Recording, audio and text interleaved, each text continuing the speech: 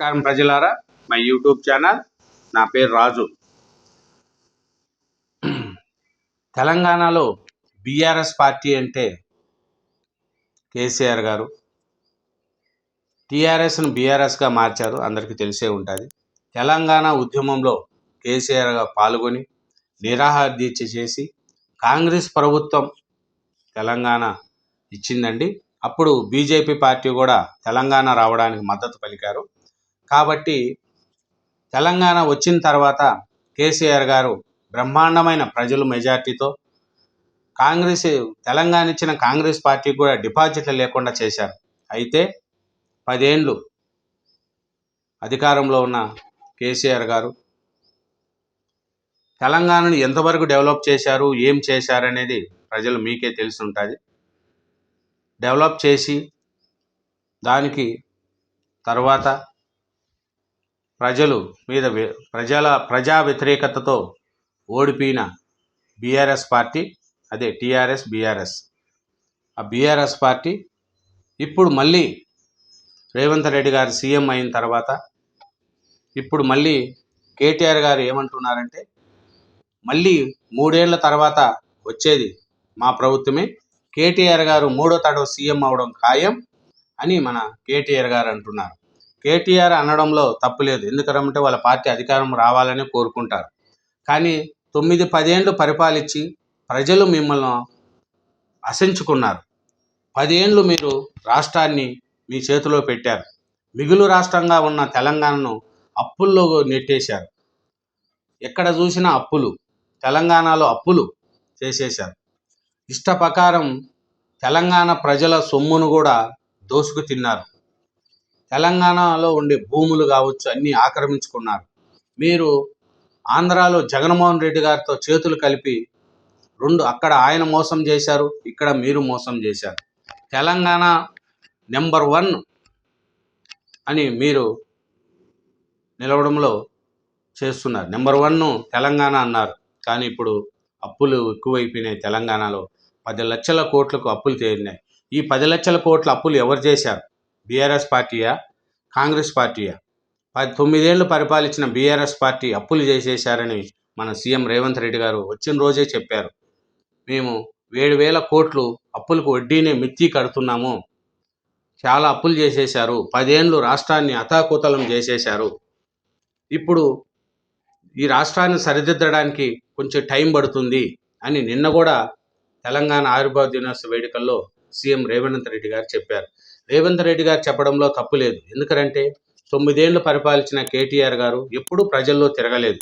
ఆయన ఫామ్ హౌస్లో ఉండడం లేదా ప్రజాభవన్లో ఉండడం, అధికారులను ఆయన ఫామ్ హౌస్కే పిలిపించుకోవడం, అక్కడే అన్నీ మాట్లాడుకోవడం జరిగింది. ప్రజల్లో తిరుగుతూ ఏ జిల్లాలో ఏం నడుస్తుంది ఏమని ఏ పొద్దు కూడా సీఎంగా ఉన్నప్పుడు కేసీఆర్ గారు పట్టించుకోలేదు. కానీ ఇప్పుడు మళ్ళా మన కేటీఆర్ గారు ఏమంటున్నారంటే వచ్చేది మనమే 3వ తడవ సీఎం అవుతాడు, వచ్చే 3 ఏళ్లలో తెలంగాణలో బరాస అధికారంలోకి రావడం ఖాయమని, కేసీఆర్ 3వసారి ముఖ్యమంత్రిగా బాధ్యతలు స్వీకరిస్తారని ఆ పార్టీ కార్యనిర్వాహక అధ్యక్షుడు కేటీఆర్ అన్నారు.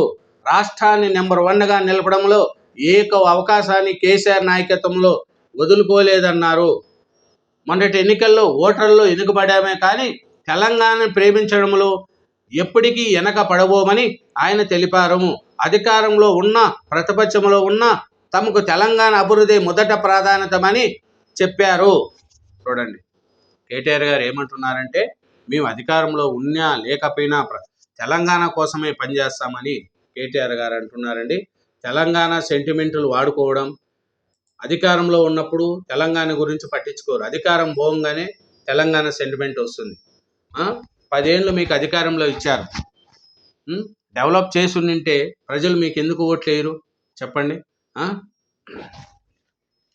14 ఏళ్ల ఉద్యమ ప్రస్తావనలో 10 ఏళ్ళు బరాస ప్రభుత్వం ప్రయాణంలో తెలంగాణ సాధించిన విజయాలను కేటీఆర్ ప్రస్తావించారు. చూడండి, 14 ఏళ్ళు ఉద్యమ పార్టీగా ఉన్నాము, 10 ఏళ్ళు ప్రభుత్వం నడిపినాము, మా ప్రస్తావన చాలా డెవలప్ చేశామని అంటున్నారు.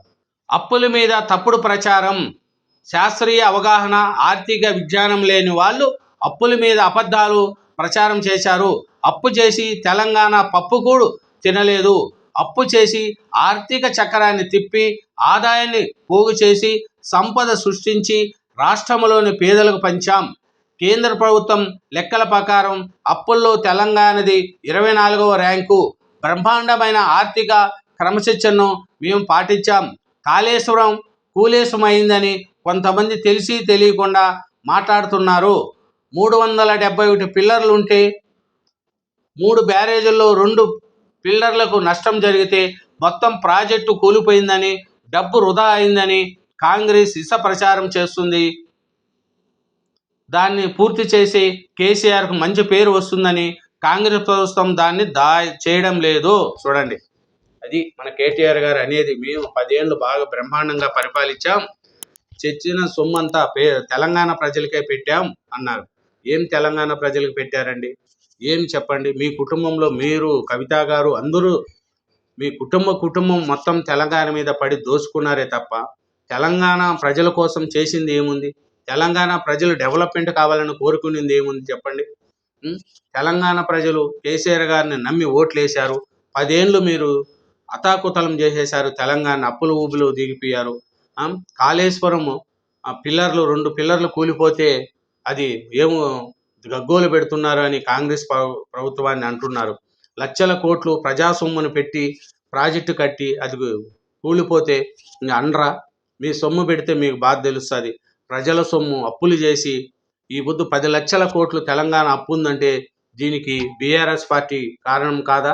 కేసీఆర్ గారు కారణం కాదా? ఇంత అప్పులు ఎవరైనా ఒక తెలంగాణ కోసం ఇన్ని అప్పులు చేస్తారా? కాళేశ్వరం ప్రాజెక్టు కోసమే 1,00,000 కోట్లు అప్పు చేశారు. ఎంత అప్పులు చేసి ఈ పొద్దు ఆ భారం అంతా తెలంగాణ ప్రజల మీద పడుతుంది.